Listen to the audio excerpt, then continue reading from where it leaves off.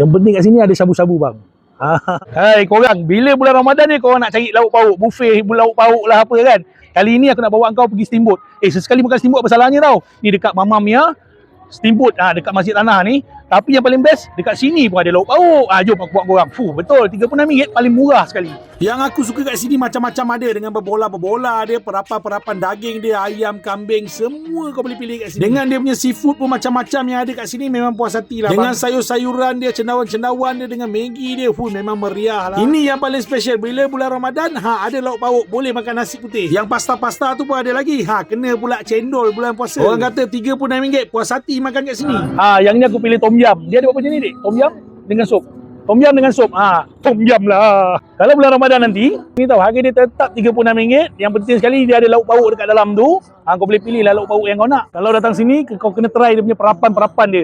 Daging-daging dia ni kan.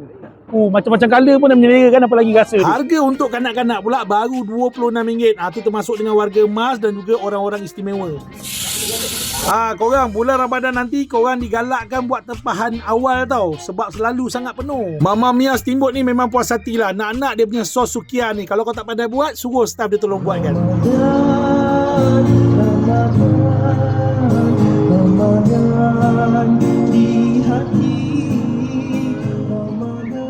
Okey, dah boleh masuk list untuk bulan Ramadan nanti.